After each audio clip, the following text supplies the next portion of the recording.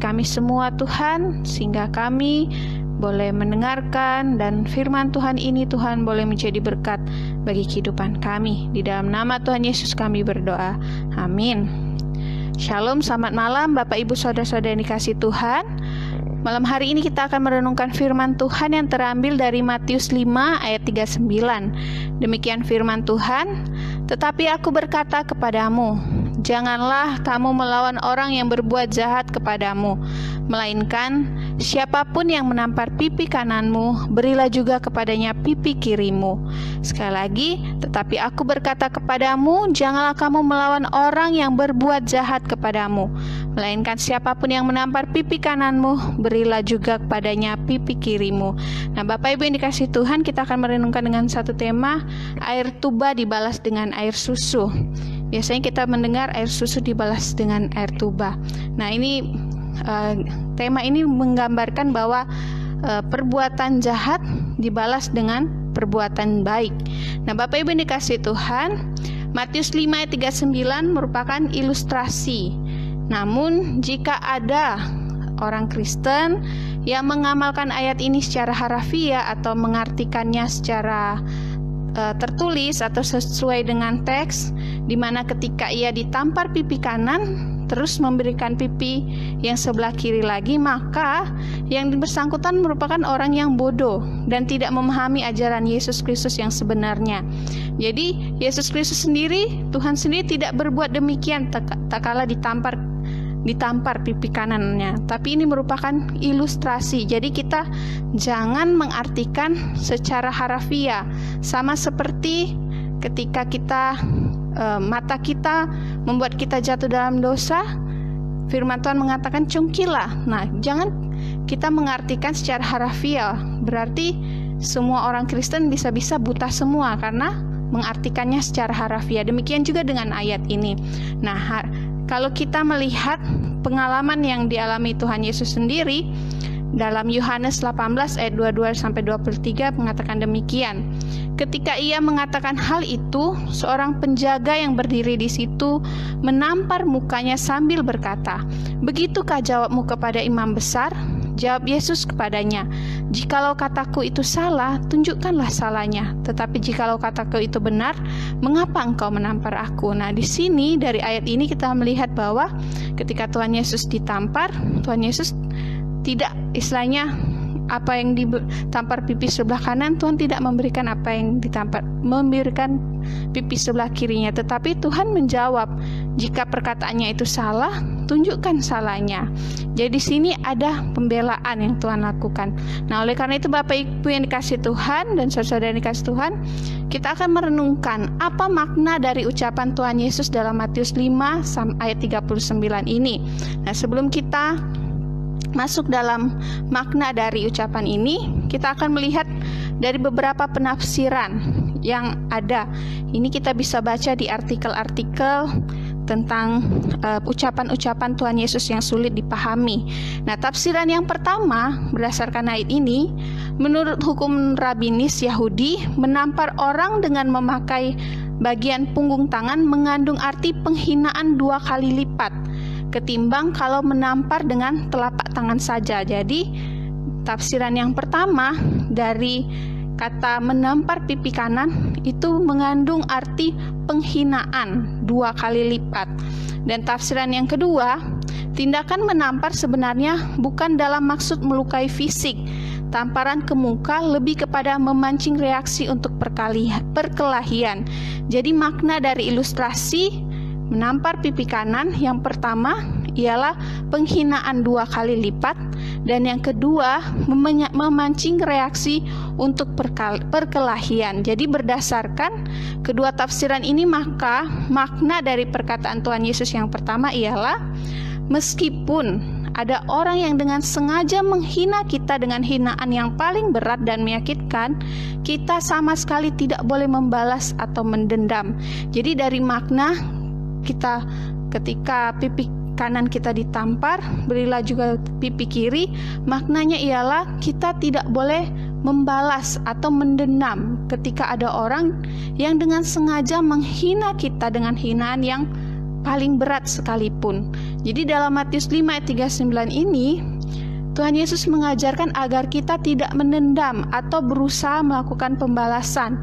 Mungkin kita pernah ditampar seseorang, atau mungkin tidaklah sering, tetapi mungkin di antara kita ada yang sering menghadapi hinaan, baik besar atau kecil.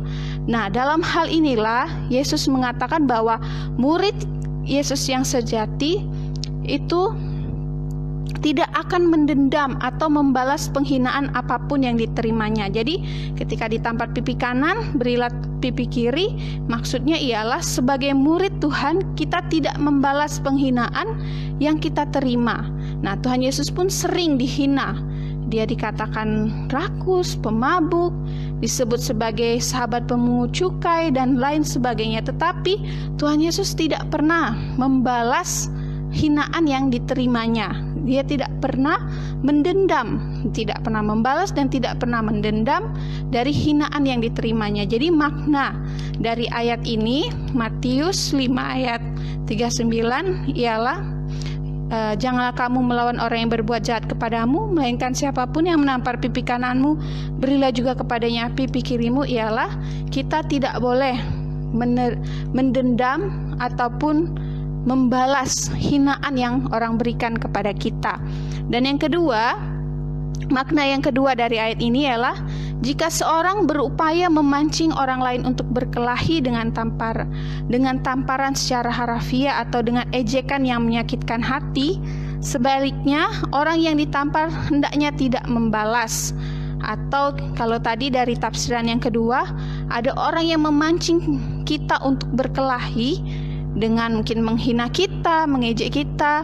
Kita tidak boleh di sini membalas atau kita tidak boleh meresponi apa yang mereka lakukan terhadap kita.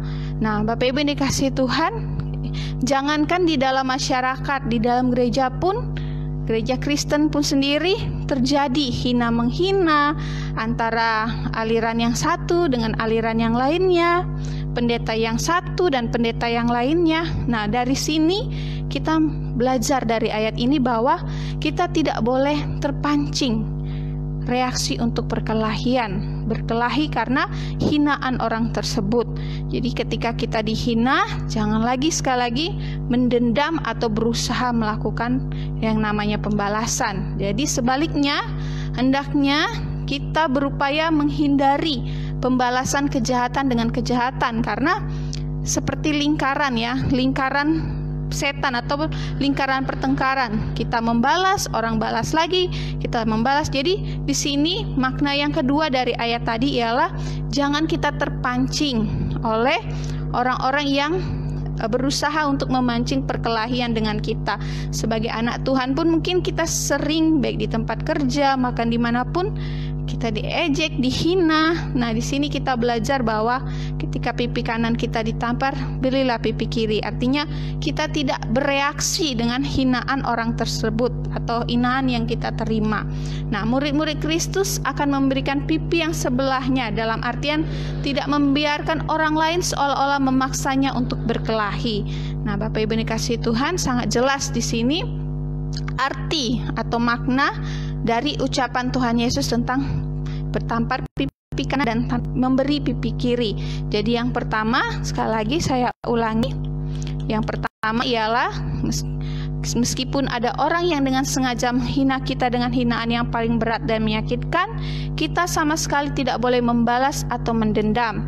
Dan makna yang kedua dari ayat ini ialah jika seorang berupaya memancing orang lain untuk berkelahi dengan tamparan harafiah atau dengan ejekan yang menyakitkan hati, sebaiknya orang yang ditampar hendaklah tidak membalas atau tidak bereaksi dengan pancingan orang tersebut. Jadi kesimpulan bagi kita, Matius 5 ayat 39 janganlah diartikan secara harafiah. Jadi memberikan pipi yang sebelahnya tidak berarti bahwa murid-murid Kristus tidak boleh membela diri terhadap penyerangan yang beringas. Jadi bukan berarti Tuhan tidak mengizinkan kita membela diri ketika kita istilahnya mendapatkan serangan. Dan di sini Tuhan Yesus tidak mengatakan bahwa kita tidak boleh membela diri sama sekali. Sebaliknya, tetapi sebaliknya agar kita jangan pernah menyerang dan agar kita tidak membiarkan diri untuk terpancing untuk membalas. Jadi murid-murid Kristus harus bertindak bijaksana untuk menghindari perkelahian fisik.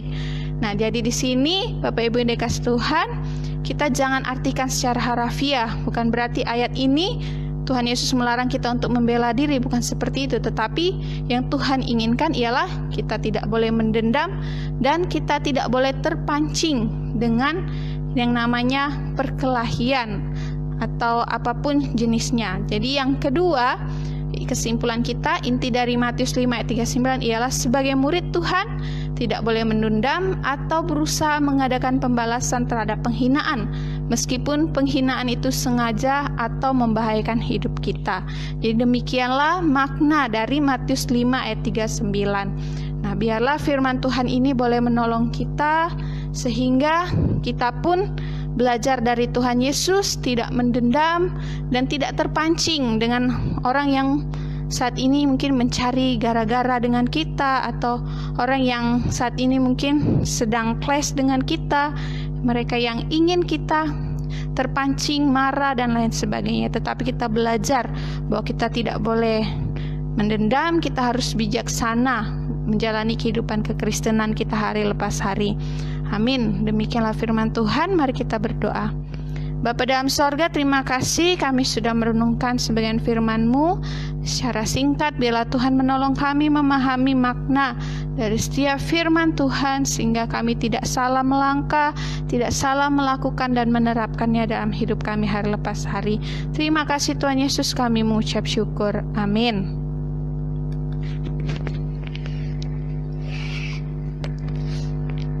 Bapak Ibu yang diberkati oleh Tuhan, kita terus berdoa buat kita seluruh hamba-hamba Tuhan dan seluruh jemaat boleh tetap bersatu menjadi pendoa-pendoa syafaat